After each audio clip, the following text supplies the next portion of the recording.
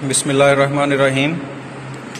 Engineering drawing and CAD के 5th lecture को जो है आज हम स्टार्ट कर रहे हैं। 5th लेक्चर के अंदर आज हम हमारे पास ड्राइंग पार्ट है।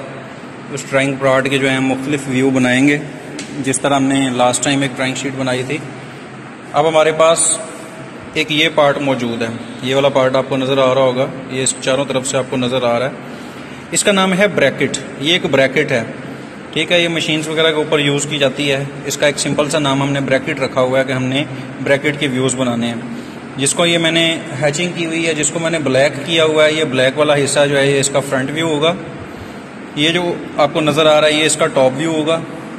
फ्रंट व्यू के अंदर इसको आपका एक होल नज़र आएगा, ये वाली कर्व नज़र आएगी, ये वाली लेंथ नज़र आएगी, ठीक है। एक लाइन ये, एक लाइन ये लाइन और ये वाला सर्कल और ये होल, ठीक है। ये वाला जो होल है ये आपको नज़र नहीं आएगा, ये छुपा हुआ होगा, इसको हम डॉटेड से शो करेंगे। उसके बाद ये इसका टॉप व्यू है। टॉप व्यू के ऊपर आपको ये दोनों होल इसके नज़र नहीं आएंगे, यहाँ पे डॉटेड लाइनें आ जाएंगी, ये वाला होल आपको नज़र आ रहा होगा, ठीक है। और उसके बाद ये इसका साइड व्यू है, ठीक है जी। साइड व्यू के अंदर भी आपको ये दोनों होल नज़र नहीं आएंगे, सीधी सीधी लाइनें ही नज़र आएंगी और ये सीधी लाइन ये नज़र आएगी, ये होल भी आपको नज़र नहीं आएगा, ठीक है जी। तो इसके व्यूज़ को बनाने से पहले, इसको डिस्कस करने से पहले दोबारा शीट की डिवीजन के ऊपर आ जाते हैं। शीट की डिवीजन आपको मैंने करनी समझाई थी।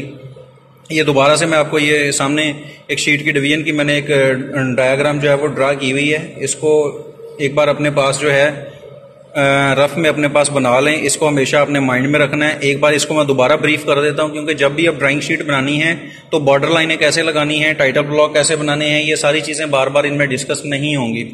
लास्ट लेक्चर में आपको टाइटल ब्लॉक बनाने का तरीका भी बता दिया था, ड्राइंग शीट के ऊपर बॉर्डर लाइंस लगाने का तरीका भी बता दिया था। शीट की डिवीजन थोड़ी सी मुश्किल होती है, बार बार हर पार्ट के लिए इसका फार्मूला सेम यूज होता है, लेकिन इसकी रीडिंग्स जो है वो चेंज हो जाती हैं, ठीक है जी। तो ये इसको मैं एक बार दोबारा आपसे डिस्कस कर लेता हूँ। ये मैं आपको दिखा रहा हूँ, ये जो आपको बॉर्डर लाइंस नजर आ रही हैं ये है हमारा ड्राइंग शीट का वर्किंग एरिया। क्या चीज़ है ये ड्राइंग शीट का जी?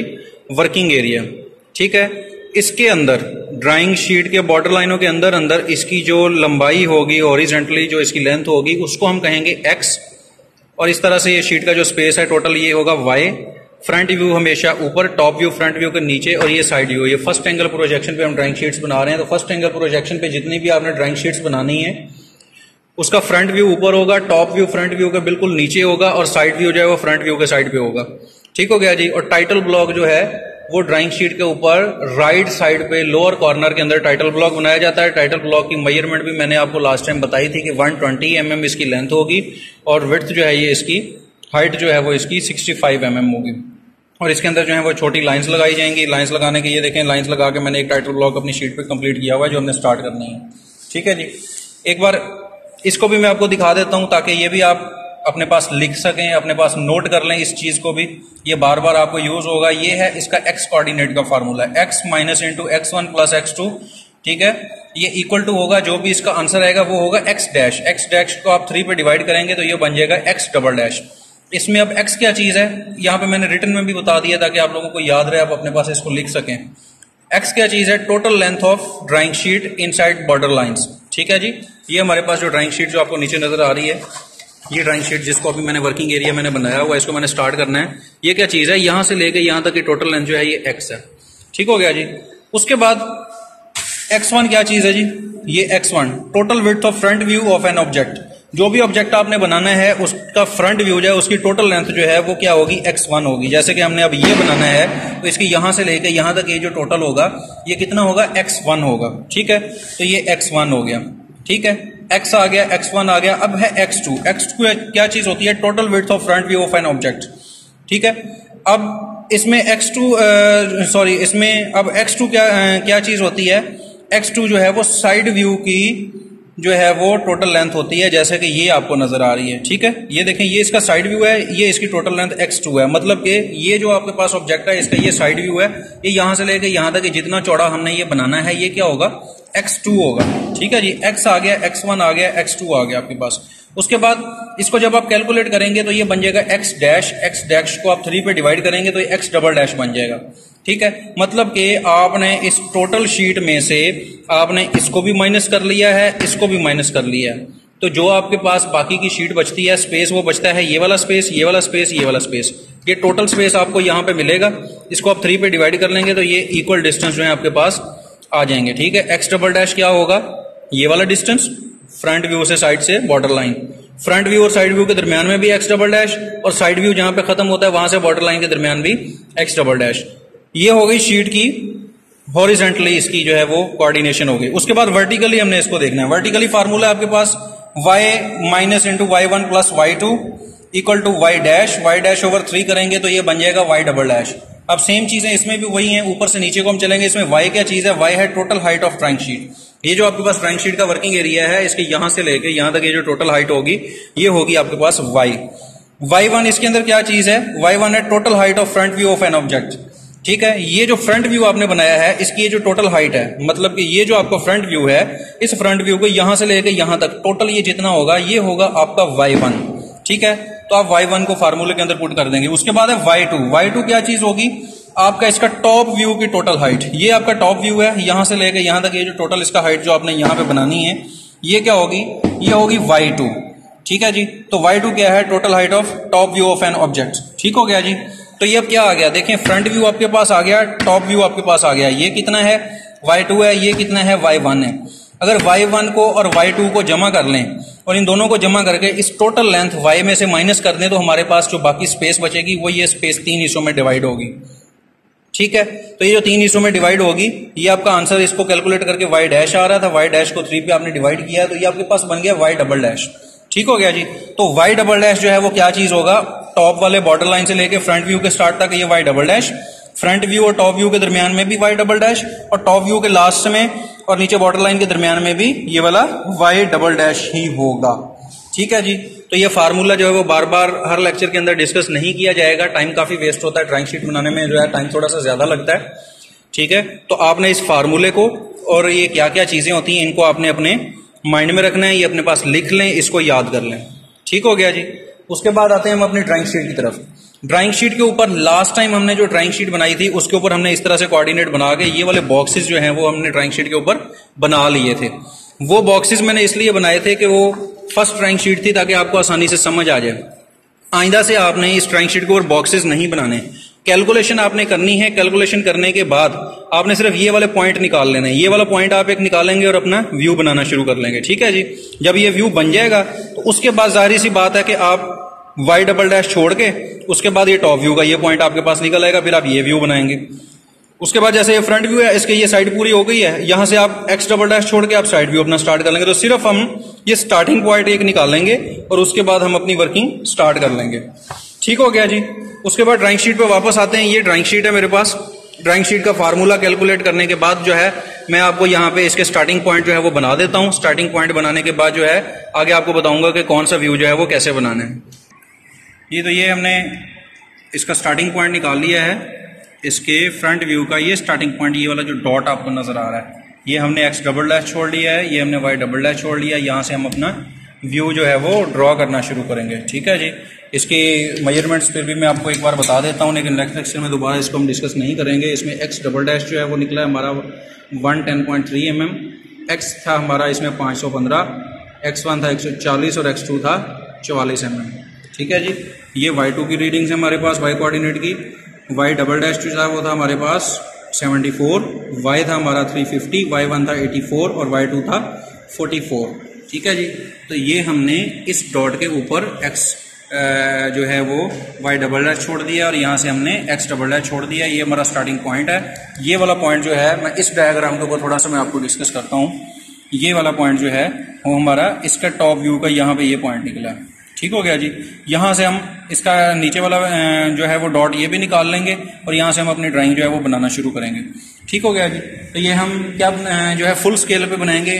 1:1 का हमारे पास स्केल है, जितना इसका साइज है उतने का उतना ही हम ओरिजिनल में ड्रा करेंगे। ठीक हो गया जी। तो ये हमारे पास एक व्यूज़ की शीट है, यहाँ से हम इसकी मेजरमेंट्स लेते जाएंगे, ये व्यूज़ आपको दिखाते जाएंगे। ये जी पार्ट भी हमारा कुछ ये इस तरह से आपको नज़र आएगा, लेकिन ये इस पिक्चर के ऊपर जो है पिक्सल इसके थोड़े जो है वो क्लियर नहीं है ये। ठीक है, ये इसके ऊपर साइजेस दिए हुए हैं सारे के सारे इसके। ठीक है, तो हम क्या करेंगे, हम साइजेस जो है यहाँ पे एक मैनुअल शीट हमारे पास बनी हुई है, सारे व्यूज़ के साइज जो है वो हम यहाँ से ले लेंगे। ठीक है जी। ये सेम पार्ट ये वाला है, ये देखिए इस पार्ट की डायग्राम्स हैं, ठीक है जी। तो अब क्या चीज़ है जी, इसका ये वाली जो हमने लेंथ निकाली थी, ये वाली टोटल लेंथ, ये x1 की वैल्यू है। x1 है हमारे पास 84, ठीक है जी। ये वाला टोटल जो है वो 84 है। तो हम क्या करेंगे, हम इस स्केल के ऊपर ये जो हमने पॉइंट निकाला था, ये वाला जो पॉइंट निकाला था, इस पॉइंट से 84 हम नीचे आ जाएंगे, क्योंकि ऊपर इसके कर्व है। तो कर्व को हम स्टार्ट जो है वो नहीं कर सकते कर्व से, तो हमें थोड़ा सा नीचे आके ही अपना पॉइंट जो है वो स्टार्ट करना पड़ेगा, ठीक है। तो यहाँ से हम 84 नीचे आएंगे, नीचे वाली लाइन लगाने के बाद हम आगे काम करेंगे, ठीक है। ये हैचिंग वाला पार्ट है, ये मैं आपको दिखा दूं। 84 हम यहाँ से ट्रेवल करके नीचे आ जाएंगे, ये वाला पॉइंट निकाल लेंगे। इस पॉइंट से हम सबसे पहले ये लाइन लगाएंगे। ये वाली लाइन जो है इसकी लेंथ कितनी होगी, इसकी लेंथ होगी 144 mm, ठीक है जी। कितनी होगी जी, 140 mm, ठीक है जी। ये वाली लाइन लगाने के बाद हम इसकी ये वाली लाइन लगाएंगे, इसकी ये वाली लाइन लगाएंगे। ये वाली थिकनेस जो है, ये वाली थिकनेस इसकी कितनी है, ये थिकनेस जो है ये तकरीबन आपकी बनेगी 15 mm to 20 mm, ठीक है जी। इसको भी हम इस व्यू के ऊपर अब देखें कैलकुलेट करना पड़ेगा कि ये इसकी थिकनेस जो है वो कितनी है। तो ये जो इसकी ये वाली थिकनेस है, ये वाली ये है 16 mm, ठीक है।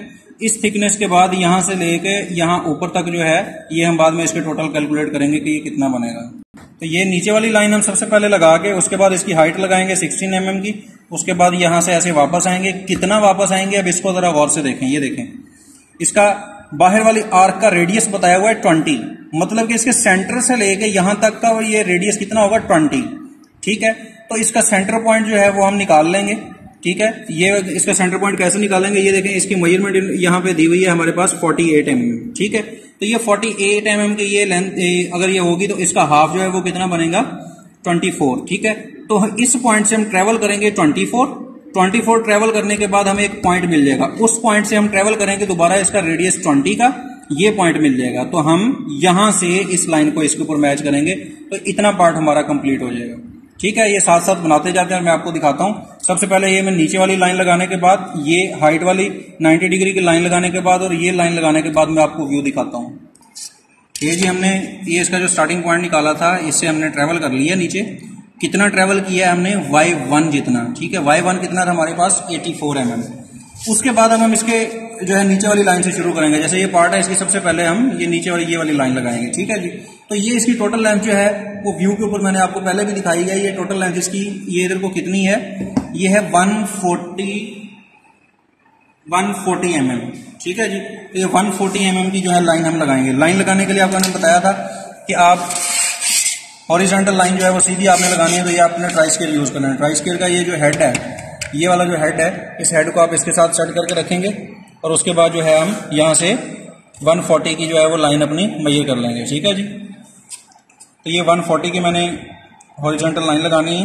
ये 11 है, 30 40 50 60 70 80 90 100 1 2 3 4, ये जी 140 बनेगा यहाँ पे, ठीक है जी। ये इस तरह से ये एक लाइन मैंने ड्रा कर दी है, ठीक है जी। ये इस पार्ट की नीचे वाली लाइन ड्रा हो चुकी है। अब यहां से देखने से ये गोलाई हमें ऐसे नजर नहीं आएगी, 3D में हमें गोलाई नजर आ रही है। देखने को हमें ये लाइन यहाँ पे सीधी नजर आ रही है। तो ये लाइन ये वाली इसकी थिकनेस जो है ये कितनी है, ये है 16 mm, ठीक है। इस व्यू के ऊपर भी मैंने आपको पहले दिखाई थी कि ये वाली जो है वो कितनी है 16 mm है, ठीक है। ये हमारे पास ये दी हुई है, ये 16 mm इसकी, ठीक है। तो अब हम क्या करेंगे, 16 mm हम जो है वो ऊपर जाएंगे बिल्कुल 90 डिग्री के एंगल पे। 90 डिग्री के एंगल बनाने के लिए मैंने आपको बताया था कि सेट स्क्वायर की मदद से भी बना सकते हैं। इसको हम ऊपर वाली बॉर्डर लाइन के साथ अलाइन करेंगे और यहाँ पे हमें जितनी भी लाइन हमें चाहिए हो इस जगह पे हम बिल्कुल 90 के एंगल पे लगा सकते हैं। तो 16 mm हमने ऊपर जाना है।